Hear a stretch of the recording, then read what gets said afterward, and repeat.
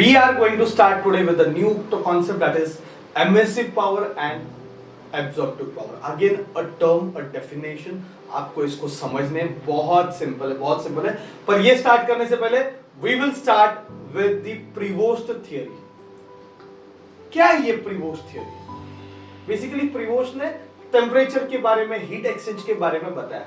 Okay, हम सारे points इसके लाइन बाय लाइन करते जाएंगे. प्रिवोस्ट थ्योरी बहुत सिंपल है, पॉइंट सारे सिंपल है, इजी है समझने के लिए.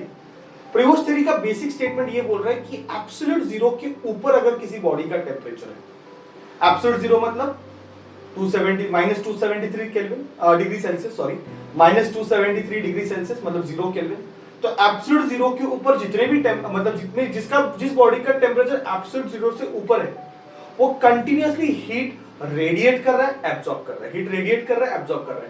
तो कोई भी बॉडी, सो फॉर एग्जांपल मैं भी अभी of course I am at room temperature, जो मेरा बॉडी टेम्परेचर, तो मैं कंटिन्यूअसली सराउंडिंग के साथ हीट रेडिएट कर रहा हूं, एब्जॉर्ब कर रहा हूं, रेडिएट कर रहा हूं. ये प्रोसेस चल रहा है. ओके, ये प्रोसेस कंटिन्यूअसली चल रहा है. तो जितना अमाउंट ऑफ हीट रेडिएट करते हैं उतना अमाउंट ऑफ हीट एब्जॉर्ब भी कर रहे हैं. तो बॉडी का टेम्परेचर जो है वो कांस्टेंट रहता है.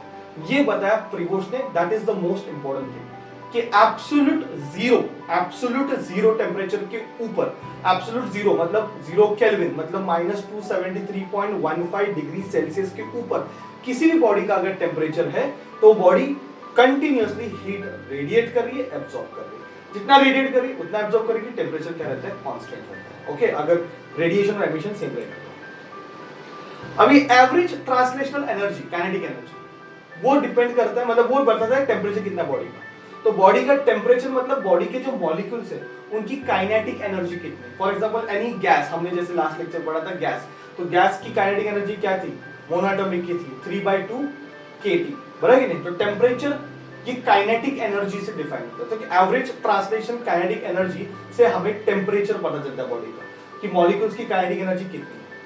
फिर बॉडी रेडिएट मतलब absorb radiation causes rise in kinetic energy. ठीक है, अगर बॉडी एब्जॉर्ब कर रही है रेडिएशन तो काइनेटिक एनर्जी बढ़ जाएगी, और काइनेटिक एनर्जी बढ़ जाएगी तो पार्टिकल कैसे वाइब्रेट हो रहे हैं, पार्टिकल ऐसे मूव हो रहे हैं. पर जैसे ही रेडिएशन एब्जॉर्ब करेगी, ठीक है, जैसे ही बॉडी रेडिएशन एब्जॉर्ब करेगी उनकी काइनेटिक एनर्जी बढ़ेगी. और जैसे उनकी काइनेटिक एनर्जी बढ़ेगी बच्चों, जैसे उनकी काइनेटिक एनर्जी बढ़ेगी, ओके, ऑसिलेशन बढ़ेगा, टेम्परेचर बढ़ेगा.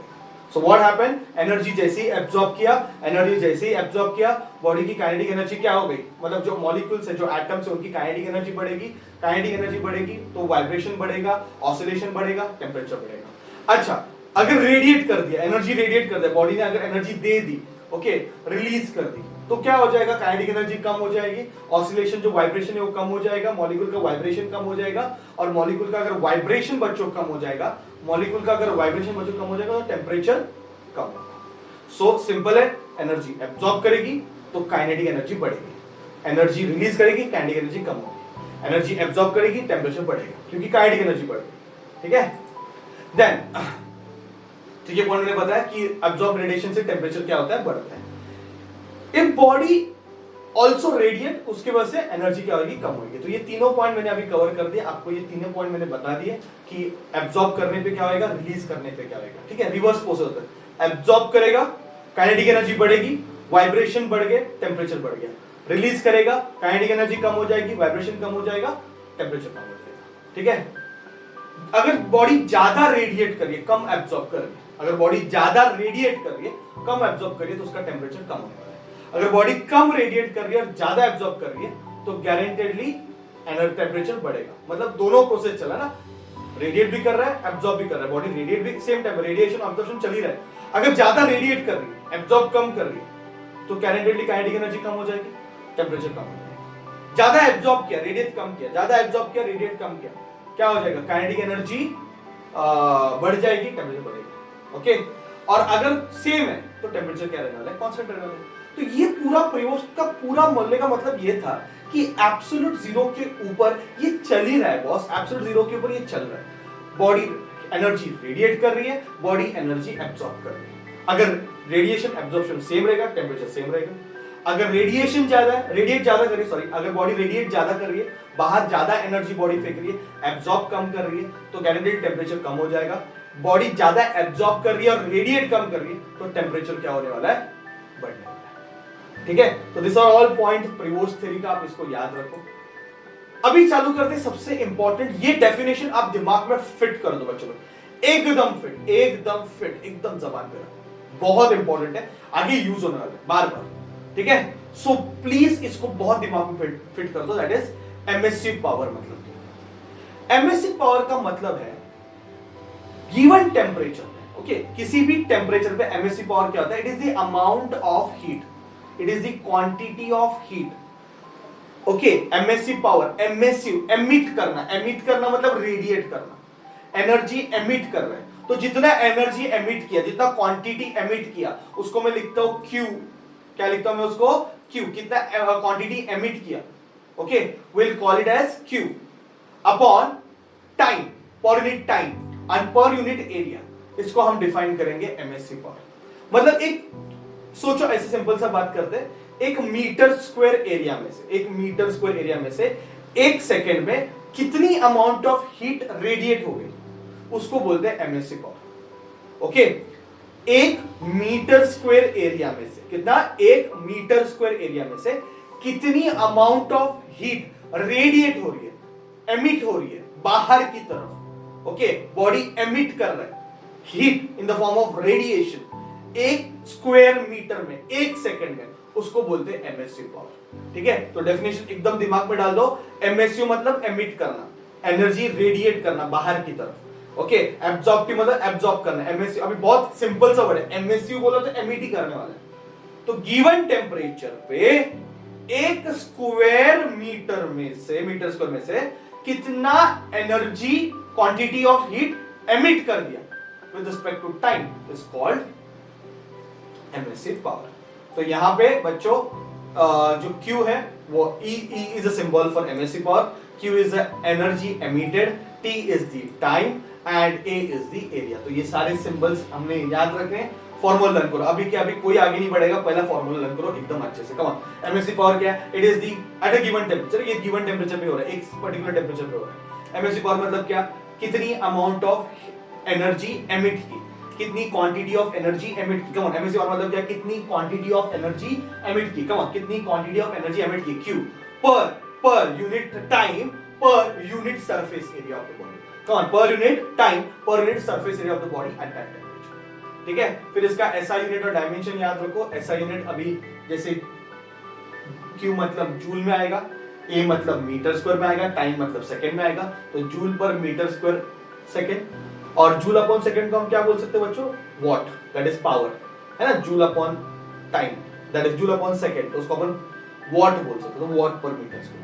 ऐसा नोट डाउन करो, बहुत इंपॉर्टेंट है, ऐसे एक मार्क का क्वेश्चन है, एक मार्क का क्वेश्चन है, बहुत इंपॉर्टेंट है, नोट डाउन करके रखो। इसका SI unit it is joule per meter square second या फिर वॉट पर मीटर स्क्वायर, और डायमेंशन, पावर का डायमेंशन अपॉन एरिया, टाइम का डायमेंशन से m1 L0 T-3 आएगा। ओके, तो ये आई होप बहुत क्लियर है। ठीक है, अच्छे से नोट डाउन करो, वीडियो को पॉज करो, लिख के लो सारे पॉइंट्स। ठीक है, एमिसिव पावर मतलब क्या, कितना अमाउंट ऑफ हीट रेडिएट होता है, कितना अमाउंट ऑफ हीट रेडिएट होता है पर unit time per unit area, okay, emit होता है, उसको बोलते हैं एमिसिव पावर। अभी नेक्स्ट इसका जो हम डेफिनेशन करेंगे, एक बार आपको ये समझाना, तो एमिसिव पावर किस पे डिपेंड करता है वो भी देख लेते हैं। किस पे डिपेंड करता है, सबसे पहले तो it depends upon the temperature, क्योंकि ये पर्टिकुलर टेम्परेचर पे होगा, कितना एमिशन होगा वो तो टेम्परेचर ही डिसाइड करेगा। ठीक है, फिर it depends upon the nature of the body, body का नेचर कैसे है, फिर it depends upon the surface area of the body, no doubt, and last it depends upon the nature of the surrounding, surrounding कैसे है। तो ये चार point पे एमिसिव पावर डिपेंड करता है, टेम्परेचर ऑफ द बॉडी पे, नेचर ऑफ द बॉडी पे, surface area of the body पे, and nature of the surrounding पे बच्चों। ठीक है, अभी कुछ वैल्यूज में दिए, लैम्प ब्लैक का 98% है, एल्यूमिनियम का है, फिर प्लैटिनम का है, फिर कॉपर का है, सिल्वर का है। वैल्यूज याद रखो, रखने तो नहीं रखा तो भी चलेगा, भगवान आपका भला करेगा अगर याद रखोगे तो, नहीं रखने छोड़ दो। ठीक है, मतलब मुझे खुद ही वैल्यूज याद नहीं है, तो इट्स ओके इफ यू 98% सिर्फ इसका लैम्प ब्लैक का याद रखो। ठीक है, अभी नेक्स्ट पॉइंट पे जाते हैं, बहुत इंपॉर्टेंट है। अभी एमिसिव पावर तो अपने को समझा, अभी नेक्स्ट पॉइंट है कोएफिशिएंट ऑफ एमिशन, एमिसिविटी। जैसे अपन ने फर्स्ट लेक्चर में A डिफाइन किया था, फिर हमने डिफाइन किया था R, फिर हमने डिफाइन किया था T। ओके, तो ये सब क्या थे, कोएफिशिएंट थे, ये सब क्या थे, कोएफिशिएंट थे। ठीक है, तो सेम वे में अभी मैं डिफाइन करने वाला हूं, ठीक है। Coefficient of emission is defined as the ratio of MSE power of any body to the MSE power of the perfectly black body.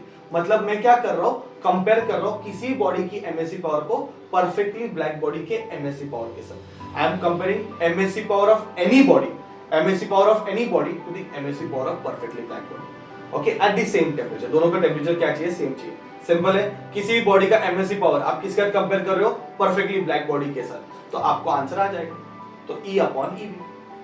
अभी इसको MECVT भी बोलते हैं मैंने। अभी परफेक्टली ब्लैक बॉडी के लिए MSE पावर EB है, तो EB अपॉन EB आंसर क्या आएगा, 1। तो MSE पावर और MECVT of perfectly black body is 1।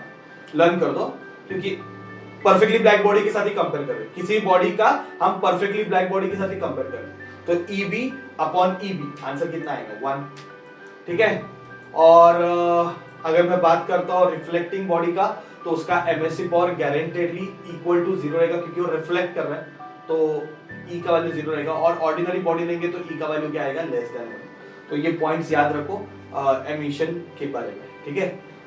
I hope आपको समझा ये point.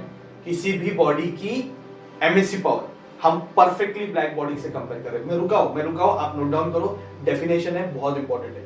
E is equal to E by EB। किसी भी बॉडी की MSE पावर कंपेयर कर रहा हूं परफेक्टली ब्लैक बॉडी के साथ, ओके, कंपेयर कर रहा हूं परफेक्टली ब्लैक बॉडी के साथ, ठीक है बच्चों, ठीक है। और MSE power of MSEVT of perfectly black body कितनी है, 1, वो भी नोट डाउन करो। ऑर्डिनरी बॉडी का क्या है, लेस देन 1 है, ठीक है, नोट डाउन करो अच्छे से। किसी भी बॉडी की MSEVT, ओके, ये हमेशा परफेक्टली ब्लैक बॉडी से कम रहेगी, because it is E upon EB। Okay, सबसे ज्यादा MSE पावर किसका है, परफेक्टली ब्लैक बॉडी का, मतलब EB हमेशा बड़ा ही रहने वाला है और E हमेशा छोटा ही रहने वाला है। और जो EB है हमेशा बड़ा रहने वाला है, E हमेशा छोटा रहने वाला है। So E upon EB is always going to be less than 1। एकदम अच्छे से याद रखो, दो डेफिनेशन बनाओ, एक MSE पावर का और MSEVT का। लर्न करना, एक MSE पावर और एक MSEVT का, that is coefficient of emission. Absorbing power, अभी मुझे लग रहा है इसको सिखाने का जरूरत नहीं लगने वाला है, क्योंकि ये आपको आ जाएगा। MSE पावर क्या था, चलो एब्सॉर्बिंग पावर पास करो। MSE पावर क्या था, कितना अमाउंट ऑफ हीट रेडिएट किया 1 मीटर स्क्वायर एरिया में 1 सेकंड में। कितना अमाउंट ऑफ हीट रेडिएट किया 1 मीटर स्क्वायर एरिया में 1 सेकंड में गिवन टेंपरेचर। सेम वे में कितना अमाउंट ऑफ हीट एब्सॉर्ब करेगा, कितना अमाउंट ऑफ हीट एब्सॉर्ब करेगा बॉडी 1 मीटर स्क्वायर बॉडी का, एक बॉडी का 1 meter square area surface area, 1 meter square surface area कितना क्वांटिटी ऑफ हीट एब्सॉर्ब करेगा 1 सेकंड में, उसको मैं बोलूंगा एब्सॉर्बिंग पावर। तो सेम है, it is defined as the amount of energy absorb per unit time per unit surface area at given temperature, ठीक है। फार्मूला क्या बनेगा, वही बनेगा Q upon, so wherever I can say it is absorbed to QA upon V. Okay, a body which absorbs all the radiations, all the wavelengths, all radiation, उस body को हम क्या बोलेंगे, परफेक्टली, ठीक है बच्चों। ये पॉइंट इंपॉर्टेंट है, आप समझ लो। Thank you very much.